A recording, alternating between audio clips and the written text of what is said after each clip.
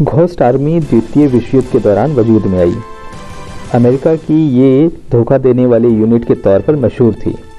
इसे आधिकारिक तौर पर 23rd हेडक्वार्टर स्पेशल ट्रुप के नाम से जाना जाता था।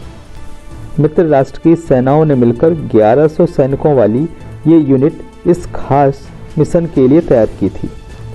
इसका मुख्य उद्देश्य दुश्मन को धोखा देना था, जिससे मित्र सेना एक्सिस आर्मी को आसानी से हरा सके। द्वितीय विश्व युद्ध के दौरान घोस्ट आर्मी ने विशेष अहम भूमिका निभाई। इस दौरान इस यूनिट को केवल दुश्मन को भ्रमित करने का कार्य सौंपा गया था। घोस्ट आर्मी के पास दुश्मन को दिखाने के लिए और डराने के लिए कई तरह के हथियार थे, लेकिन ये सभी नकली थे। इस यूनिट के पास जितने भी हथियार थे वो चाहे तो लकड़ी के या प्लास्टिक के बने हुए थे। विरोधी सेना एक्सिस शक्तियों को लगता था कि सेना के पास मित्र राष्ट्रों के कई पावरफुल हथियार हैं। इस यूनिट ने अपनी कई तरह की तरकीबों और अनूठी रणनीतियों से दुश्मन को उलझाए रखा और अलाइड सेना ने एक्सिस आर्मी को हरा दिया। इतना ही नहीं, इस यूनिट ने खुफिया तरीके से दुश्मन की सेना की एकजुटता को भी खंडित कर दिया। ये घोस्ट आर्मी अपने काम में इतनी माहिर थी कि इन्होंने जर्मन सेना और अन्य खुफिया एजेंसियों तक को ये पता नहीं चलने दिया कि उनके पास नकली हथियार हैं। ये घोस्ट आर्मी की 4 प्रमुख बातें थे, आइए इन्हें जान लेते हैं। पहला, कि इस यूनिट के पास मुख्य सेना की तरह सभी हथियार थे, लेकिन वो नकली थे। दूसरा, जब भी जंग का ऐलान होता था तो ये यूनिट पूरी क्षमता के साथ यानी कि 1100 सैनिक एक साथ मार्च करते थे, जिससे विरोधी खेमे में दहशत मच जाती थी।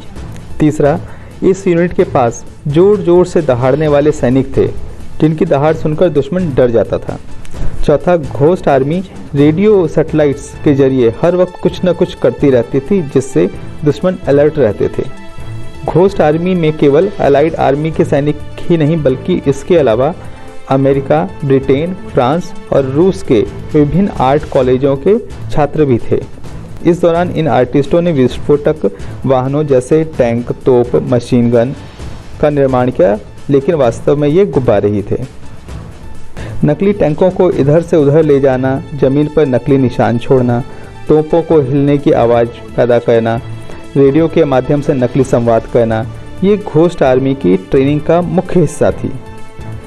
ये यूनिट अपने इन्हीं नकली हथियारों के दम पर दुश्मनों को चौंकाने का काम करती थी।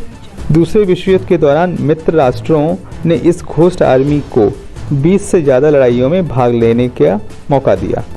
इस दौरान ये अपने मकसद में इतने सफल रहे कि आज भी चीन और नॉर्थ कोरिया समेत कुछ देश इस रणनीति को अपनाते हैं।